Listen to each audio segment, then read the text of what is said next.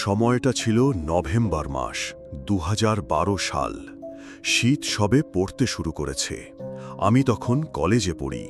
আমার বাড়ি থেকে কলেজ বেশ খানিকটা দূরে, হেঁটে যেতে প্রায় ৪০ মিনিট লাগে। একদিন কলেজ থেকে ফিরতে বেশ রাত হয়ে গেল, ৬টার মতো বাজে। কিন্তু নভেম্বরের দিন ছোট হওয়ায় চারদিক অন্ধকার হয়ে গেছে। আমাদের বাড়ি ফেরার পথে একটা বিশাল শ্মশান পড়ে। শ্মশানটা এতটাই বড় যে এর ভেতর দিয়ে হেঁটে যেতে প্রায় ১৫ মিনিট লাগে। শুনশান রাস্তা, কারণ সন্ধ্যের পর শ্মশানের পাশ দিয়ে কেউ হাঁটে না। সবাই শর্টকাট ছেড়ে হাইওয়ে ধরে যায়। আমি যেহেতু ভয়ে বিশ্বাসী নই, তাই শ্মশানের রাস্তা ধরেই রওনা দিলাম। শ্মশানে ঢোকার মুখে একটা বট গাছ আছে। তার নিচ দিয়ে যেতেই গা ছমছম করে উঠল। তবুও নিজেকে বুঝিয়ে এগিয়ে চললাম। একটু দূরে যেতেই চোখে পড়ল কিছু একটা সাদা মতো পড়ে আছে। যত কাছে যাচ্ছিলাম ততই স্পষ্ট হচ্ছিল ব্যাপারটা। দেখি একটা কাফনের কাপড় পরা মৃতদেহ পড়ে আছে রাস্তার ওপর, হাত পা বাঁধা, মুখটা খোলা। আমি জীবনে প্রথমবার এভাবে মরা মানুষ দেখলাম। ভয়ে আমার হাত পা ঠান্ডা হয়ে গেল। দৌড়াতে গিয়েও পারলাম না। আমার সামনেই তো মরা মানুষটা পড়ে আছে, আমি পাশ দিয়ে কিভাবে যাব? এদিকে পিছন ফিরে হাইওয়ে দিয়ে যেতেও প্রায় ১ ঘন্টা লাগবে। শেষে ভাবলাম, যা আছে কপালে, শ্মশানের মাঝখান দিয়ে নয়, পাশ দিয়ে গায়ের ওপর দিয়ে দৌড় দেব। চোখ বন্ধ করে দৌড় দিতেই হঠাৎ একটা বিকট শব্দ শুনলাম, প্যাঁচা, প্যাঁচ, প্যাঁচ। তাকিয়ে দেখি বটগাছটার ওপর একটা বিশাল প্যাঁচা বসে আছে। তার চোখ দুটো যেন জ্বলন্ত অঙ্গারের মতো। আমি আর এক মুহূর্ত দেরি না করে ছুটতে শুরু করলাম। শ্মশান পেরিয়ে বাড়িতে পৌঁছালাম যখন, তখন হাঁপিয়ে গেছি আর বুক থরফর করছে। মায়ের কাছে সব ঘটনা বললাম। মা শুনে খুব চিন্তিত হয়ে পড়লেন এবং বললেন, আজকাল রাতে আর ওই রাস্তা দিয়ে যাবি না। আমি ভেবেছিলাম সব এখানেই শেষ, কিন্তু না, বিপদ এখনো বাকি ছিল। পরের দিন ভোরবেলা যখন ঘুম থেকে উঠলাম, তখন দেখি সারা শরীর অসম্ভব ব্যথা করছে, মাথা ঘোরাচ্ছে আর বমি বমি ভাব।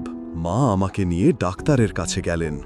ডাক্তার দেখে বললেন, জ্বর এসেছে, ২-১ দিনের মধ্যেই ঠিক হয়ে যাবে। কিন্তু দিন যত যাচ্ছিল আমার শরীর আরও খারাপ হতে লাগল। মাথা ঘোরানো, বমি আর শরীরে ব্যথা বাড়তেই থাকল। ৩ দিন পর মা আবার ডাক্তারের কাছে গেলেন। ডাক্তার পরীক্ষা করে বললেন, তোমার শরীরের ভেতরের অঙ্গগুলো যেন শুকিয়ে যাচ্ছে। তিনি বুঝতে পারছিলেন না কি হয়েছে।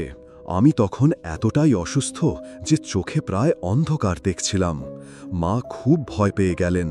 তিনি বুঝতে পারলেন এটা কোনো সাধারণ রোগ নয়।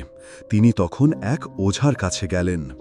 ওঝা সব শুনে বললেন, আপনার ছেলেকে খারাপ কিছু ধরেছে, শ্মশান থেকে কোনো অশুভ শক্তি ওর পিছু নিয়েছে।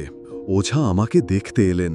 তিনি কিছু মন্ত্র পড়ে আমার চারপাশে হাত ঘোরালেন। হঠাৎ আমি অনুভব করলাম আমার হাত পা কেউ টেনে ধরছে, আর আমার গলার কাছ থেকে একটা বিকট শব্দ বের হচ্ছে, প্যাঁচা, প্যাঁচ। আমি চোখ খুলতেই দেখি ওঝা আমার দিকে অদ্ভুত দৃষ্টিতে তাকিয়ে আছেন। ওঝা বললেন, এই সেই প্যাঁচাওয়ালি যে আপনার ছেলের ওপর ভর করেছে। তখন তিনি কিছু মন্ত্র পড়তে লাগলেন আর আমার বুকে একটা শেকড় বেঁধে দিলেন। কিছুক্ষণ পর আমার শরীর একটু হালকা লাগল। তিনি বললেন, ভয় পাবেন না, আমি ওকে তাড়িয়ে দেব। এরপর ওঝা অনেকক্ষণ ধরে মন্ত্র পড়লেন এবং কিছু আচার অনুষ্ঠান করলেন। এক সময় আমি অজ্ঞান হয়ে গেলাম।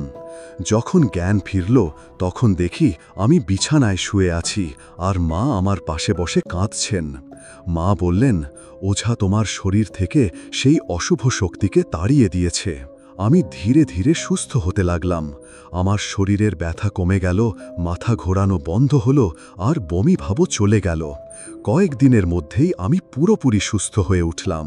সেই দিনের পর থেকে আমি আর রাতের বেলা শ্মশানের ওই রাস্তা দিয়ে যাই না। আর একটা কথা, সেই কাফনের লাশ যার কথা আমি শুরুতে বলেছিলাম, সেটা নাকি পুলিশও খুঁজে পায়নি। আজও আমি ভাবি, সেটা কি সত্যিই কোনো মৃতদেহ ছিল নাকি অন্য কিছু? আর সেই প্যাঁচাওয়ারি, সে কি এখনো ওই বটগাছে আছে? এই গল্প কি আমাকে শিখিয়েছে যে পৃথিবীতে এমন কিছু জিনিস আছে যা আমাদের ধারণার বাইরে এবং কিছু অভিজ্ঞতার মুখোমুখি হওয়া কতটা ভয়ের হতে পারে।